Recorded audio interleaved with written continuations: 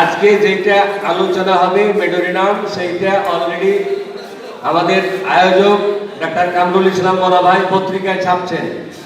আমি দুটো লেকচার দিব 2 দিনে, ফসফরাস আর মেডোরিনাম দুটোই পত্রিকায় ছাপা হয়েছে। পত্রিকা আপনাদের ডেলিভারি দেওয়া হবে, প্রত্যেককে দেওয়া হবে, ঠিক আছে? কারো যদি 2টা লাগে 2টা ডাবল দেওয়া যাবে, মানে অতিরিক্ত ছাপা হয়েছে, ঠিক আছে? খাতা কলম লাগবে না, খাতা কলমটা দয়া করে বন্ধ করেন।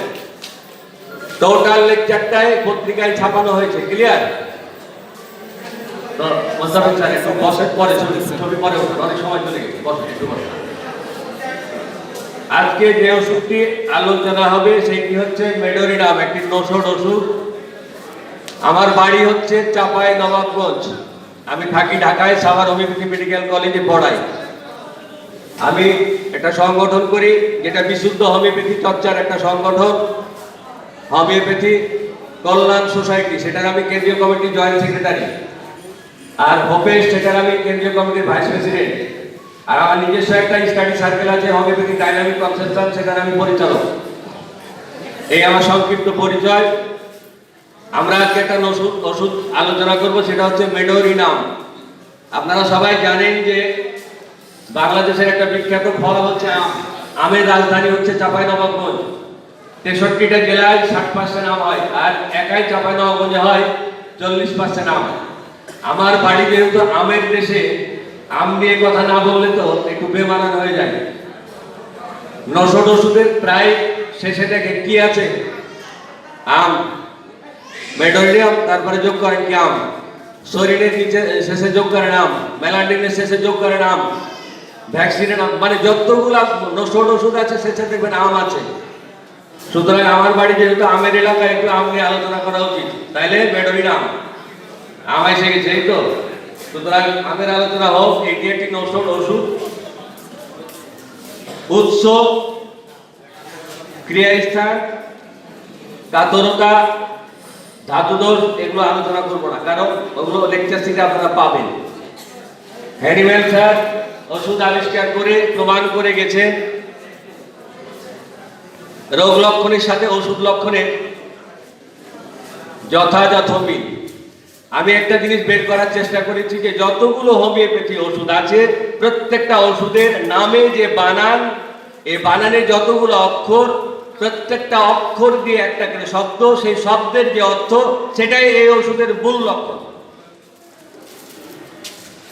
মানে আমাদের প্রতিপক্ষরা অনেক সময় সমালোচনা করে, আমাদের এইটা ঠিক, ওইটা ভুল, ওইটা ভুল, ওইটা ভুল। হোমিওপ্যাথি যে সতত সত্য, তার সব কিছুই প্রত্যেকটা জায়গায় পরতে পরতে মিল আছে। রোগ লক্ষণের সাথে ওষুধ লক্ষণের মিল, এটা তো সারে অনেক আগেই করে গেছেন। আর আপনাদের আমি একটা জিনিস দেওয়ার চেষ্টা করছি, সেটা হলো প্রত্যেকটা ওষুধের নামের বানানে যে অক্ষর, তার মধ্যেই লুকিয়ে আছে ওষুধের মূল কথাটা। তা আমরা আসি, পারবে না?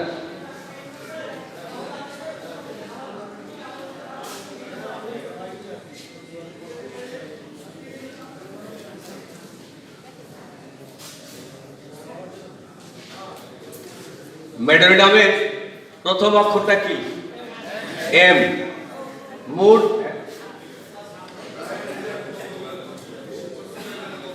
Mood alternative. মেডোরিনামের রোগীরা ক্ষণে ক্ষণে মত পরিবর্তন করে, এদের মতের কোনো স্থায়িত্ব নাই। আমি একটা চিত্র দেখানোর চেষ্টা করছি, আপনারা খেয়াল করেন। কিছুক্ষণ আগে মনটা ভালো ছিল, কিছুক্ষণ পরে মনটা ভালো নাই। ভদ্রলোক এই রাস্তায় সোজা যাওয়ার কথা ছিল, সোজা যাওয়ার কথা ছিল, কিন্তু মোড়ে যাওয়ার পরে তার মত চেঞ্জ হয়ে গেছে, না সোজা যাবো না, বাম দিকে যাব। এরা কোনো ডিসিশন নিলে, কোনো মতামত গ্রহণ করলে সেটার উপর স্থির থাকে না, দ্রুতই তাদের মতটা কি হয়, চেঞ্জ হয়ে যায়। তাহলে প্রথম অক্ষরের মধ্যেই, মানে মেডোরিনামের অন্যতম প্রধান একটা লক্ষণ হচ্ছে কি, এরা মত পরিবর্তন করে। তাহলে প্রথম অক্ষরের মধ্যেই সেই কথাটা লুকিয়ে আছে, মুড অল্টারনেটিভ, মত পরিবর্তন।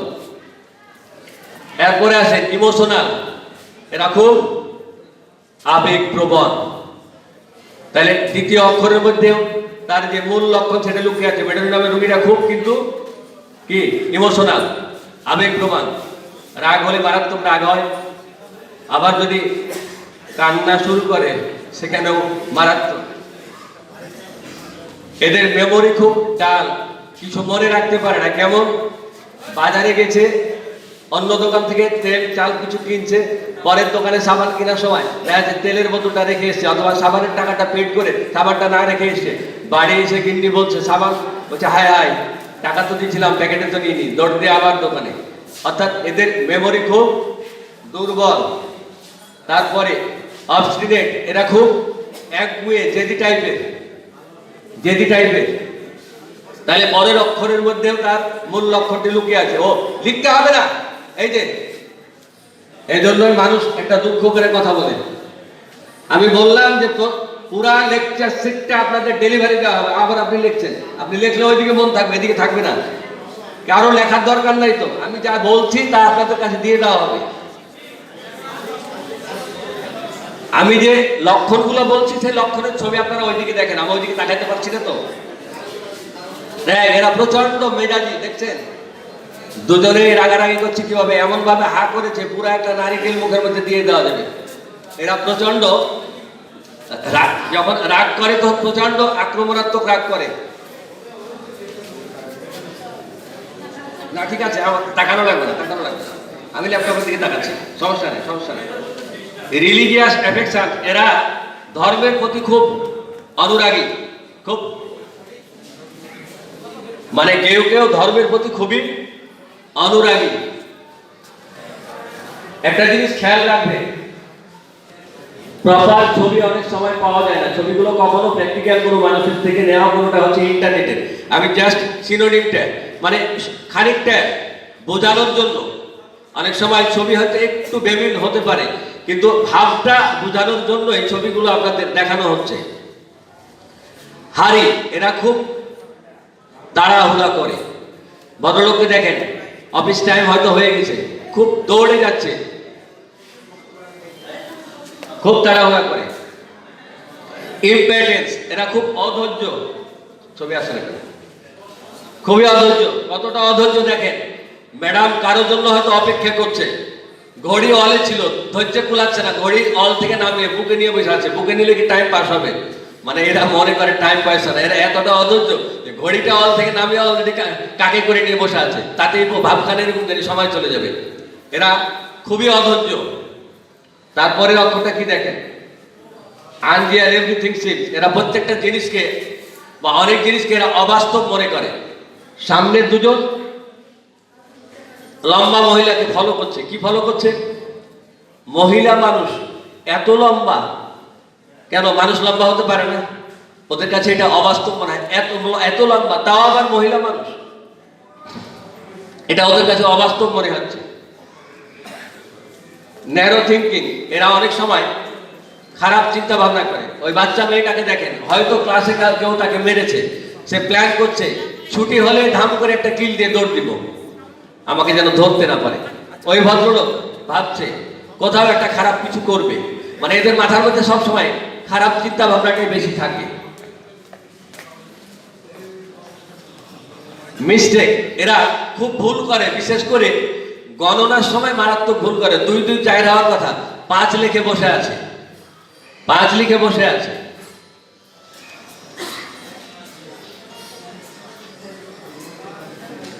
আসেন মূল থিমে। নশড ওষুধের মূল থিমটাই হচ্ছে ডিপ্রেশন, বিষণ্ণতায় ভুগে। নশড ওষুধের যতগুলা রোগী আছে, নশড যতগুলা ওষুধ আছে, এদের পেশেন্টেরা সাধারণত বিষণ্ণতায় ভুগে, মন মরা থাকে, মন খারাপ থাকে। কিন্তু এদের প্রতিক্রিয়া খুব দুঃসাহসী। কিরকম? রাগ হলে আপনার মেরে দাঁত নাক ফাটিয়ে দিবে। কারণটা কি? নশড ওষুধ রোগ জীবাণু থেকে তৈরি। এই যেসব রোগ জীবাণু থেকে তৈরি, এইসব রোগগুলো কিন্তু মারাত্মক। গনোরিয়া কিন্তু সাংঘাতিক মারাত্মক একটা রোগ। তো যে ওষুধটি যে উপাদান থেকে তৈরি, ওই উপাদানের যে বৈশিষ্ট্য, ওই উপাদান থেকে তৈরি ওষুধের বৈশিষ্ট্যটা ঠিক সেম। আপনারা যারা আগে আমার লেকচার শুনেছেন হয়তো কথাটা জানেন, কিন্তু যারা নতুন আজকে যাদের সাথে আমি পরিচিত হচ্ছি আর কি, কাইন্ডলি আপনারা সবাই কি শুনতে পাচ্ছেন আমার কথা? আপনারা কি আমার কথা শুনতে পাচ্ছেন সবাই? মানে আমি মরা ধরা মানুষ তো, গলায় জোর কম। আর সকালে মোনা ভাই বেশি খাইতে দেন, অল্প খাওয়াই, সেই কারণে জোর একটু কমে গেছে।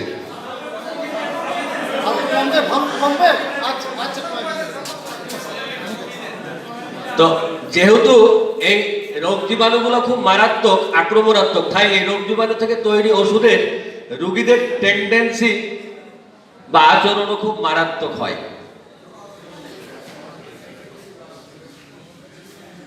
হ্যাঁ, এখন প্রশ্ন আসতে পারে যে কোন কোন কোন মানুষেরা বা কোন কোন বাচ্চারা মেডোরিনামের লেয়ার নিয়ে জন্মায়। সন্তান জন্মের পূর্বে যে সমস্ত বাবা মা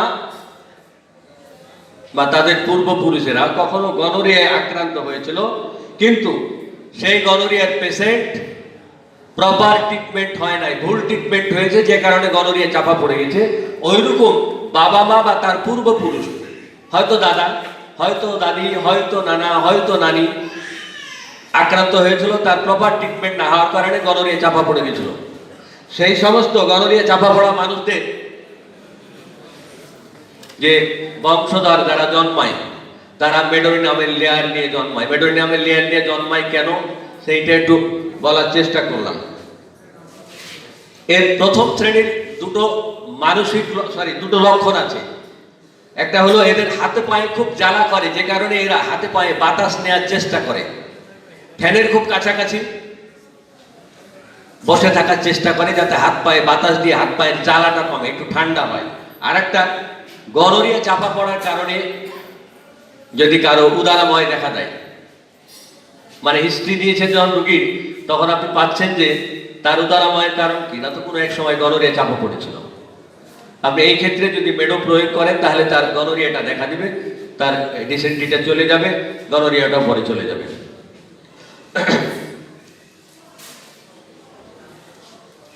যেটা একটু আগে বলছিলাম যে এদের হাতে পায়ে খুব জ্বালা করে, যে কারণে এরা পাখার বাতাস নেওয়ার চেষ্টা করে। খেয়াল করেন, ভদ্রলোক হাতে পায়ে বাতাস নেওয়ার চেষ্টা করছে। মেডোরিনামের রোগীর প্রপার ছবি পেলে ভালো হতো। এটা আমার বাসার কেয়ারটেকার, আর একটু আগে যাকে দেখলেন দোয়া করতেছে, উনি আমার একজন সহকারী ডাক্তার। আসেন, মেডোরিনাম সাইকোটিক মায়াজমের প্রতিনিধিত্ব করে, ঠিক সেই কারণে এর মানুষেরা নিজেদের দুর্বলতাকে ঢেকে রাখতে চায়। সাইকোসিসের রাজা বলা হয় কাকে স্যার? থুজা। একটা আপনারা সিনেমা দেখছেন না, অনেকে সিনেমায় এক সময় রাজার পাঠক করতো, এখন রাজার পাঠক করে না, আধুনিক কাল তো, সেখানে নায়কের পাঠক ছিল। রাজা যদি হয় থুজা, তবে নায়ক হচ্ছে মেডোরিনাম। থুজা যেখানে ফেল করে, মেডোরিনাম সেখানে মাস্টারি করে।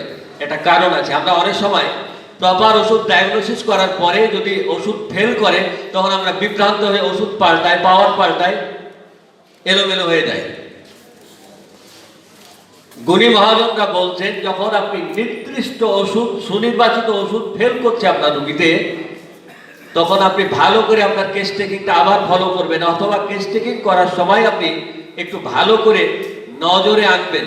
যদি কোনো পেশেন্ট তার পূর্বপুরুষ থেকে মায়াজম বহন করে, তার নিজের অর্জিত মায়াজম নয়, যদি পূর্বপুরুষ থেকে বহন করছে, যত ব্যাকের থেকে, মানে বাবার বাবা, তার বাবার থেকেও যদি হয়, অর্থাৎ যত ব্যাকে যাবে, সেই মানুষটির নির্বাচিত হ্যালো হ্যালো কথা শোনা যায়? নির্বাচিত ওষুধে অনেক সময় কাজ করে না, ওষুধ ফেল করে। যখন সুনির্বাচিত ওষুধ ফেল করবে, সেই ক্ষেত্রে আপনাকে মাথায় রাখতে হবে যে অবশ্যই একটি নৌষধ ওষুধ, যে ওষুধটি অপেক্ষাকৃত সদৃশ, এরকম একটা ওষুধ যদি আপনি অ্যাপ্লাই করেন, রোগী নিঃসন্দেহে ভালো হয়ে যাবে। তারপরেও যদি দেখেন রোগী ভালো হয়নি, আপনি কনফার্ম থাকবেন রোগীটি দুরারোগ্য, এটি সারবে না। আমরা অনেক সময় মানতে চাই না হোমিওপ্যাথিরা, দুরারোগ্য বলে আমার কোনো কথা আছে নাকি? আছে। সবই আপনার হাতে থাকলে, আপনার তো ইমান দুর্বল হয়ে যেত, আপনি সৃষ্টিকর্তারে মানতেন না, ওই জন্য একটা হাতে রাখছে আল্লাহ কায়দা করে। বোঝা গেছে? মানুষের হাতে সব নাই, এটাও তার একটা জ্বলন্ত দৃষ্টান্ত। আপনারা সবাই বোধহয় খানিকটা, একটু কলম হাত দ্বারা, একটা কলম। অনেক সময় কেউ কেউ বুঝতে চায় না বোঝালেও সে মানতে চায় না। কারণ হলো কি? কারণটা হচ্ছে এরকম যে যিনি বুঝাচ্ছেন তিনি হয়তো আমার মতো ক্ষুদ্র মাপের মানুষ, কিন্তু উনি যার থেকে শিখেছেন তিনি আমার চেয়ে উপর লেভেলের মানুষ। সুতরাং যেহেতু উনি বলেছে আপনার কথা মানবো কেন, আমার উস্তাদ আপনার চেয়ে বয়সে বড়, স্বাস্থ্য ভালো, তার চেম্বারে অনেক ওষুধ, রুগী আপনার চেয়ে বেশি হয়, ফলে ওনার চেয়ে কি আপনি বেশি বুঝেন? বিষয়টা এরকম। একটা ছোট্ট গল্প বলি স্যার। কোনো এক জায়গায় অ্যাক্সিডেন্ট হয়েছে, অনেক মানুষ মারা গেছে, তো সেখান থেকে মনে করেন রেড ক্রিসেন্ট বা এরকম কোনো সাহায্য সংস্থার লোক গেছে, ডাক্তার গেছে, তো যারা মারা গেছে নির্দেশ দেওয়া হয়েছে তাদের বুকে একটা সিল মেরে দিতে হবে, মরা মানুষগুলোকে অন্যত্র নিয়ে যাওয়া হবে। আর যারা বেঁচে আছে তাদের বুকে কোনো সিল দেওয়া হবে না, তাদেরকে নিয়ে যাওয়া হবে কোথায়? মেডিকেলে। তো এরকম অসংখ্য মানুষের মধ্যে একজন মানুষ মরার মতো হয়ে পড়েছিলেন, ডাক্তার বুঝতে পারেন না, ওনার বুকে একটা সিল মেরে দিয়েছে, উনি মারা গেছে। তো স্বাভাবিকভাবে মরা মানুষদের টান দিয়ে টানা হেঁচড়া করে নিয়েছে, মরে গেছে এত যত্ন করে টানার দরকার কি, খুব টানা হেঁচড়া করে নিয়ে যাচ্ছে। তো সিল মেরে গেছে যতক্ষণ আগে, তাকে তার অনেক পরে টানতে এসেছে, ততক্ষণে তার জ্ঞান ফিরে এসেছে। তো টানা হেঁচড়া করলে বলছে এই মানুষটি যার বুকে সিল মারা আছে, মানে যাকে মরে গেছে মনে করেছে, সে বলছে ভাই আমার টানা হেঁচড়া করো না, আমার খুব কষ্ট লাগছে, আমাকে একটু হসপিটালে নেওয়ার ব্যবস্থা করো। তো যেই মানুষটি টানছে সে হলো মূর্খ, ডোম। সে বলছে যে তুমি মরনি মানে, আর তোমাকে হসপিটালে নেওয়া হবে কেন? বলছে আমি তো বাইচা আছি। কয় না তুমি বাইচা নাই, তুমি মরে গেছো। তো বলছে না রে ভাই আমি বাইচা আছি, আমার একটু হসপিটালে নেই। তো বলছে যে তোমার বুকে সিল মারা আছে, মরা মানুষ দেখো না। তো বলছে যে ভাই সিল মারলে কি, আমি তো বাইচা আছি। বলছে শালা তুই কি বড় ডাক্তারের থেকে বেশি বুঝিস? বড় ডাক্তারে তোর বুকে সিল মারিয়ে দিয়েছে, তুই মরে গেছিস, তুই আমি বাইচা আছিস, তুই কইলেই চলবে? তো অনেক সময় বড় ডাক্তারে যেহেতু সিল মারিয়ে দিয়েছে, সুতরাং আপনি বললেও কাজ হবে না, ডোম এটা মানতে চায় না। তো অনেক সময় আমাদের অবস্থাটা এরকম হয় যে কোনো একজন সিনিয়র মানুষ বলে দিয়েছে, হয়তো অনেক পেশেন্ট তার হয়, ব্যবসা এক জিনিস, বাণিজ্য এক জিনিস, ডাক্তারি অনেক জিনিস। এমন অনেক ডাক্তার আছে যার রোগীর অভাব নাই, কিন্তু তাকে হোমিওপ্যাথিক বানান বলতে বললে তার ক্ষমতায় কুলাবে না। হোমিওপ্যাথি আর হোমিওপ্যাথিক দুটো শব্দের অর্থ বলতে পারবে না, কোনটা সদৃশ্য আর কোনটা সদৃশ্য বিধান অনুযায়ী, প্যাথিক আর প্যাথি এই দুটোর তফাৎ জানে না, চুল পেকে গেছে। কেন আমার মতো মূর্খ আশরাফুল যখন বলে, তখন সে রাগ হয়, বেটা তুমি জানো আমি কার থেকে শিখেছি। তার মানে তাকে বোঝালো, সে বুঝতে চায় না। তো যে সমস্ত মানুষ বুঝতে চায় না তাকে বোঝানোর একটা কায়দা আছে স্যার। একটা মানুষ গ্রামে খালি ডাক্তার সাথে তর্ক করে, ওকে বুঝাইলে সে বুঝে না, আর তর্ক করার সময় বলে যে আমাকে যদি বুঝাইতে পারিস আমার লাল গরুটা তোরে দিয়ে দেবো, ওর একটা লাল গাভী আছে, সে গাভীটা 10 কেজি করে দুধ হয়। তো কারোর সাথে তর্ক লাগলে সে জিতলে নিয়ে আসে, আর সে হারে গেলে কয় বুঝি নাই, গাভীটা দিবে না এই জন্য কয় বুঝি নাই। তাই একদিন তার বাড়ির পাশের এক লোকের সাথে তর্ক হয়েছে, সে কয় আমি বুঝি নাই, গাভী দিবে না এই জন্য। কয় তুই বুঝিস নি? কয় না। কয় ঠিক আছে তোরে বুঝাবো। কয় পারলে বুঝাইস। তো সকালবেলা তর্ক হয়েছে, বিকেলবেলা তারে বলছে ভাই আমার তো ডায়রিয়া হয়ে গেছে, তুই আমার ডাবের গাছে একটু উঠতো, গাছ তো বেশি বড় না, তুই 10টা ডাব পারবি, 5টা তোর 5টা আমার। তো গ্রামের মানুষ একটা ডাব পাইলে তো খুশি হয়ে গাছে ওঠে, চিন্তা করছে 5টা আমার, খুশির ঠেলায় গাছে উঠছে। এই লোক আগের থেকে একটা বাঁশ, লম্বা বাঁশ রেডি করে রাখছে। যখন সে ডাবের কাছাকাছি গেছে তখন তার পাছায় বাঁশ দেয়, এমনি গোদা দেয়। কয় ভাই তুমি ডাব পারতে উঠে আমার গোদা দাও, কয় তোর ফেলবো এই জন্য, পড়লে তো মরে যাবো, কত মারার জন্য উঠেছে। তো বলছে যে বুঝায় না কি তোমার আসল কথাটা। বলছে তোরে যে সকালে বুঝাইছিলাম তুই বুঝিস নি? কয় নামে এসে কই, কেন তুই ওখান থেকে তুই বুঝছিলি কিনা? তো কয় বুঝছিলাম। তো কয় তাহলে তোর গরুটা দিয়ে দেখো। আমি নামে এসে দিই। কয় তুই ওখান থেকে তোর ছেলেকে বল, পাশেই বাড়ি তো। এখন সে ডাবের কাছ থেকে ডাক পাড়ে, কয় কালু রে গরুটা খুলে দিয়ে দে। কয় কেন দি বাপু? কয় সকালে আমি বুঝছিলাম। কয় তুমি তো সকালে কইলা বুঝেনি। কয় সালার পুত তখন কি আমার পাছায় বাঁশ দেওয়া ছিল, এখন যে বাঁশ। তো ঘটনা হলো আপনি কিছু মানুষ আছে তাকে নারিকেলের গাছে না চড়িয়ে, ডাবের গাছে না চড়িয়ে যতক্ষণ বাঁশ দেবেন সে বুঝবে না। তো এইরকম কিছু মানুষ আছে যারা বুঝতে চায় না, ওদের জন্য ডাবের গাছ আর বাঁশ দুটো জিনিস দরকার। তো আমরা আসি মেডাল নামের পরে, এদের মনের মধ্যে সবসময় একটা দুর্বলতা কাজ করে, আমার গোপন কথা, আমার দুর্বল কথাটা না জানি ফাঁস হয়ে গেল, যে কারণে সে সবসময় আতঙ্কের মধ্যে থাকে। এ কারণে কোথাও যদি কোনো আলোচনা হয় সে অন্যের সমালোচনা করার চেষ্টা করে, নিজের দুর্বলতাকে ঢেকে রাখার জন্য, তার কথাটা কেউ যেন না বলে। সাইকোসিসের অন্যতম কথা হচ্ছে তার গোপন জিনিসটাকে গোপন রাখতে চায়। আমি একটা উদাহরণ দিই, যারা জুয়া খেলে, ওপেন খেলে, গোপন জায়গায় গিয়ে খেলে, ওটাই সাইকোসিস। আমার ছাত্রছাত্রীরা মাঝে মাঝে প্রশ্ন করে স্যার সাইকোসিস কি? আমি সাইকোসিস বুঝতো না, মিস কল দিয়ে আমার চেক করে যে আমার টাকা কেটে গেছে। মিস কলে কোনো টাকা কাটে, ওরা এতটাই সন্দেহপ্রবণ যে মিস কল দিয়েও কি করে, চেক করে টাকা কেটেছে কিনা। অনেক সময় আমার ছাত্রছাত্রীকে বলি সাইকোসিস ছিল না, কয় না স্যার। আমিও মানুষটার বয়স কত, কয় 60। আমার চুল পেকে দেওয়ার কথা ছিল না, কয় ছিল। আমি চুলটা দেখাতো কালো হয়ে আছে না, কয় আছে। আমি কি দিয়ে ঢেকেছি, কালি দিয়ে। ওটাই সাইকোসিস, যে তার অরিজিনালটাকে লুকিয়ে রাখতে চাই। কেউ কেউ হয়তো মনে মনে গাইল দিচ্ছেন আমারে যে আমি চুলে কলম দিচ্ছি, এটা স্যারে জানলে কিভাবে। স্যার গোপন কথা জানার রাস্তা আছে, আবার অনেক সময় গোপন কথা নিজের থেকে ফাঁস করে। আগের যুগে রাত্রিবেলায় যাত্রা গান হতো না, পালা গান হতো না, তো তখন তো মানুষের বসার ব্যবস্থা ছিল না, দুবড়া ঘাসের উপর বসতো। তো যে আগে যেতে পারবে তার ভালো জায়গাটা। এরকম গান শুনতে গেছে, আগের কাতারে গিয়ে একজন বসছে, সন্ধ্যাবেলায় বসবে, ভোর রাত্রে প্রসাবের বারাত, কিন্তু সে নড়ে না, কারণ জায়গা হারাবে, আরেকজন জায়গা দখল করবে। তো চিন্তা করছে প্রসাবের তো খুব বারাত, কেমনি কি করি। তো লুঙ্গি পরে, তো লুঙ্গির নিচ দিয়ে আগের মানুষ কিন্তু রাবারের জুতা পরতো স্যার, রাবারের জুতায় প্রসাব করে দিয়ে বসে আছে, যাওয়ার সময় প্রসাবটা উল্টে দিয়ে ধুয়ে নিয়ে চলে যাবে। তো প্রসাব করে বসে আছে। এখন গায়ক কিছুক্ষণ পর পর বলছে, রামু তোর গোপন কথা কইয়া দিব রে। ওই লোকের নাম আবার রামু। তো গায়ক তার গানের একটা অংশ হিসাবে বলছে, রামু তোর গোপন কথা বলে দিব রে। ও চিন্তা করছে আমি যে অন্ধকারে লুঙ্গির তল দিয়ে জুতায় পোশাক করছি, সারা বেটা জানলো কেমন করে। খানিক পর পরই খালি কয়, রামু তোর গোপন কথা কয়ে দিব রে। যখন কয়েকবার বলা হয়েছে তখন ওর ভীষণ রাগ হয়েছে, যে বারবার একই কথা কইছে আমার অপমান করার জন্য। ও রাগ হয়ে মঞ্চে দাঁড়িয়ে বলছে, তুই আর কি গোপন কথা কবি, জুতাই মুতি সেটাই কবি কয়া। অনেক সময় গোপন কথা স্যার আপনা আপনিও ফাঁস হয়। তো যাই হোক, আমি কারো গোপন কথা ফাঁস করার জন্য উঠিনি স্যার, বিশ্বাস করে না করে।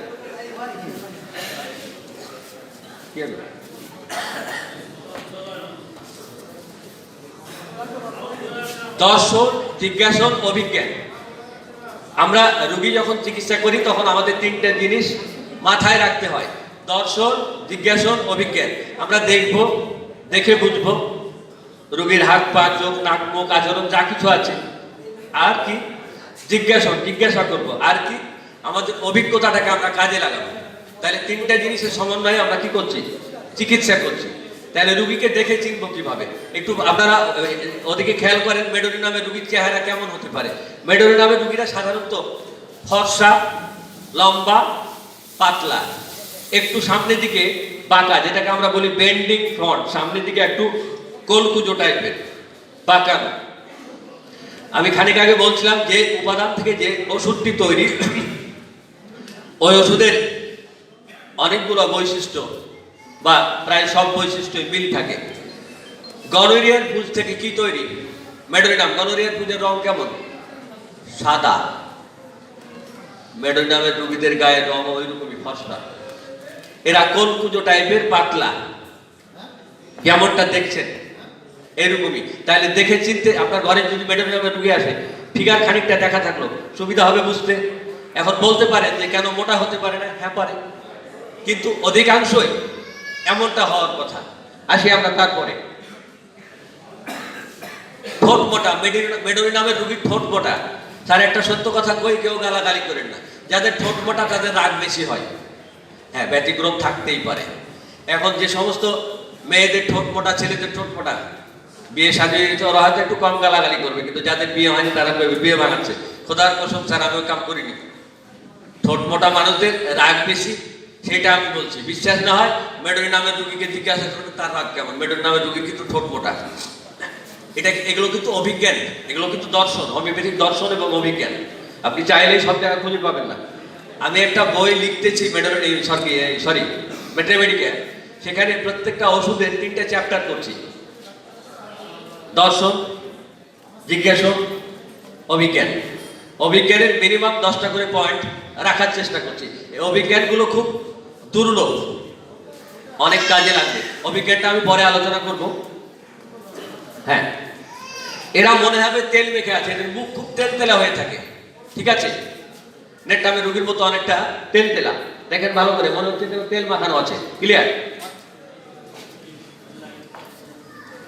এদের সর্বশরীরে প্রচুর চুল থাকে, লোম থাকে, সারা শরীরে খুব ঘন লোম থাকে। যাদের শরীরে ঘন লোম থাকে তাদের একটা বৈশিষ্ট্য থাকে, কেউ গালাগালি করেন না স্যার, যাদের গায়ে একটু লোম বেশি তাদের একটু কি বেশি, একটু তারা দুষ্টু মিষ্টি হয়, নাই বা বললাম একটু দুষ্টু মিষ্টি হয়, ঠিক আছে? বুঝছেন না? আমার মতো বেকে হলে বুঝবেন না, যারা চালাক তারা বুঝছে। সরাসরি বলেন স্যার। স্যার আমি বোধহয় আগের কোনো একটা ক্লাসে বলছিলাম, যাদের কানের এখানে চুল থাকে বেশি, আঙ্গুলের এখানে চুল থাকে, এটা থুজার বৈশিষ্ট্য। এরা কি চুরি করে খায়? খাবার খাবার। আর যাদের সারা শরীরে চুল বেশি, তারা একটু দুষ্টু মিষ্টি, ছেলে হলে মেয়েদের দিকে, মেয়ে হলে ছেলেদের দিকে, একটু এই সেরকম আর কি। সারে হাসছে, সারে বুঝছে। আর যাদের ঘাড়ে চুল বেশি, তারা একটু চোর টাইপের হয়, চোর। আমি তখন বুঝিনি, কিন্তু এখন বুঝি। আমার গ্রামে একজন বিখ্যাত চোর ছিল, তার ঘাড়ে প্রচুর চুল ছিল, সে শীত কাঠিতে চুরি করতো। আপনারা মনে মনে করছেন চোরের গ্রামের লোক এত কথা কন। স্যার ওরকম লোক তো সব গ্রামে একটু একটা ছিল, আগে ছিল না স্যার? তবে আমি কিন্তু লোক ভালো স্যার, চুরি চামারি করি না। তো যাই হোক, বৈশিষ্ট্য, যদি ঘাড়ে চুল থাকে তাদের চোদ্দ বৃত্তি থাকে, চুরি করার একটা টেন্ডেন্সি। যাদের এই জায়গায় আর এই জায়গায় থাকে, তারা খাবার চুরি, অন্যদিকে একটু দুষ্ট হয়। আর যাদের সারা শরীরে চুল, তারা একটু অন্যদিকে দুষ্ট হয়। মেলাবে মেডোর নামে রুগীরা এরকম মনে হয় যেন শরীরটা পরিপুষ্ট হচ্ছে না, ক্ষয় দশা আক্রান্ত, এরকম মনে হয়। বিশেষ লক্ষণ, অনেক সময় একটা ওষুধ 20 পৃষ্ঠা, 30 পৃষ্ঠা, 50 পৃষ্ঠা, এত কি মনে রাখা সম্ভব? একটা ওষুধকে যদি আমরা এক লাইনের ব্যারিকেডে আটকে ফেলতে পারি, কেমন হয় স্যার? আমি আমার প্রায় সবগুলো ওষুধকে চেষ্টা করছি কয়েক শব্দে আটকে নেওয়া। মেডোরিনামকে আমরা যদি চিনতে চাই, কিভাবে চিনব? অতিরিক্ত, একটা কথা অতিরিক্ত, সেটাই হচ্ছে মেডোরিনাম। কেমন? কতগুলো শব্দের আগে যদি খুব বা অতিরিক্ত কথাটা জোড়া লাগিয়েলেন, তাহলে মেডো হয়ে গেছে। মেডো চেনার জন্য কিচ্ছু লাগবে না। আমি আমার লেকচারে বলি, আমার লেকচারের পরে বাড়ি গিয়ে কেউ যদি ওই ওষুধ না চিনে, তাহলে আমার জুতা দিয়ে পিটানো উচিত। কারণ আমার লেকচারের পরে মেডোরিনাম কিংবা আমার লেকচারের পরে আমার পড়ানো ওষুধটা সারা জীবনে আর পড়ার দরকার পড়বে না, যদি কানটা খোলা থাকে, মনটা খোলা থাকে। বসে আছেন, লেকচার আমার দিকে তাকাচ্ছেন, মনটা বান্ধবীর দিকে, কাজ হবে না। বন্ধুর দিকে কাজ হবে না, মনটা আমার দিকে দেন কিছুক্ষণের জন্য। চিন্তা করছেন এরকম মরা ধরার দিকে মন দিয়ে লাভ কি? লাভ একদিন হবে যদি ঘরে রুগী আসে। খুব খেয়াল করেন, খুব লবণ প্রিয়, খুব মিষ্টি প্রিয়, খুব টক প্রিয়, খুব চর্বি প্রিয়।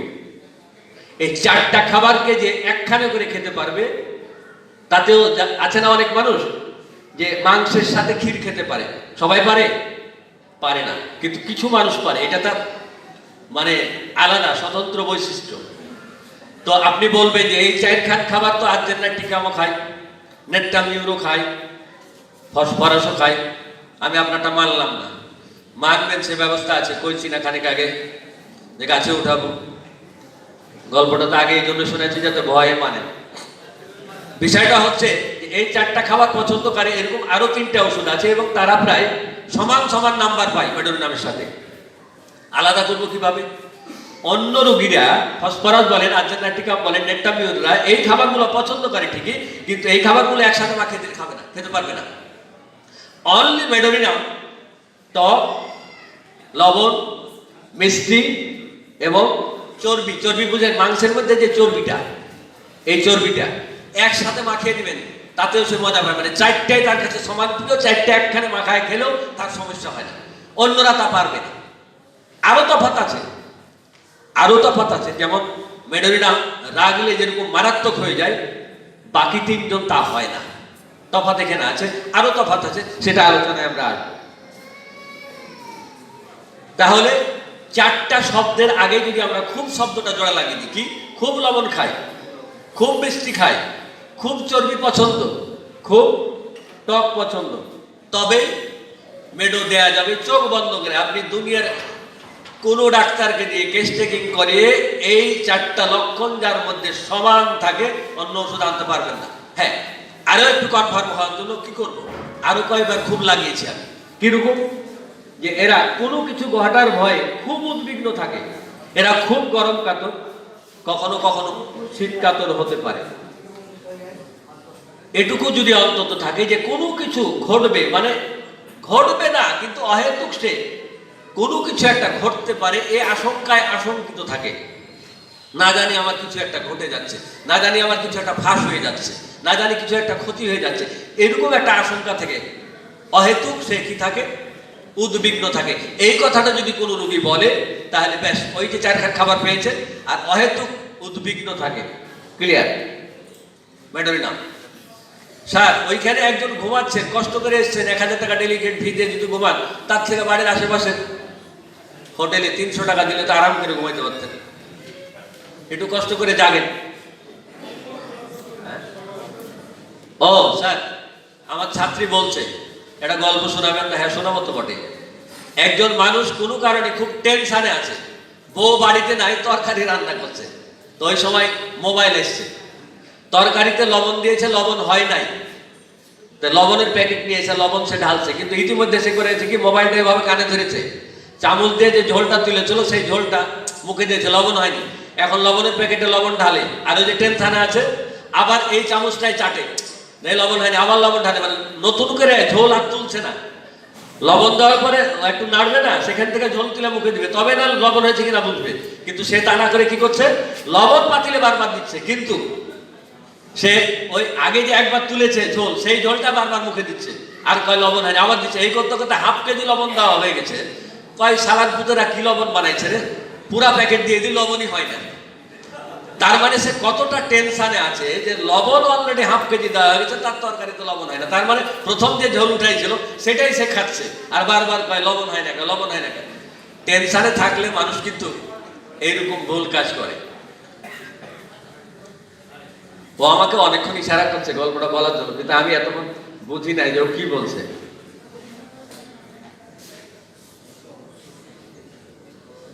যে 4টা জিনিস খুব পছন্দ করে, আপনারা ভাবছেন আপনাদের জন্য 4টা খাবার আমি চাঁপাইনবাবগঞ্জে নিয়ে এসেছি, বিশ্বাস করেন আনি নাই। এরকম খাবার পছন্দ করে মেডোরিনাম, সেটা দেখানোর জন্য আনছি স্যার। তো ঠিক আছে, এরপরে আসি। এছাড়াও বিশেষ কিছু লক্ষণ মেডোরিনামের আছে। এরা সারা শরীরে খুব চুল থাকে, ওই যে বলছি না, খুব আমি ছাড়ছি না আজকে। সারা শরীরে খুব চুল, খুব গরম কাতর, খুব জেদ, খুব রাগ, খুব পিপাসা, এতটাই পিপাসা এরা ঘুমের মধ্যে যে স্বপ্ন দেখে, স্বপ্নেও পানি খায়। বোঝা গেছে? খুবই অধৈর্য, খুব কুচিন্তা প্রবণ, খুব আবেগ প্রবণ, খুব সহজে কান্না করে। গায়ে যাদের লোম বেশি তারা একটু সেক্সি হয়। আমি এতক্ষণ বলতে চাইছিলাম না, কিন্তু অলরেডি পর্দায় এসে গেছে, ফাঁস হয়ে গেছে। আমি একটা কথা না বললে আমার খুব খারাপ লাগবে। কিছুক্ষণ আগে যিনি চাঁপাইনবাবগঞ্জ থেকে এসেছেন, আপনাদের উদ্দেশ্যে 5 মিনিট কথা বললেন, ডাক্তার আফসার আলী স্যার, উনি আমার শ্রদ্ধেয় গুরু।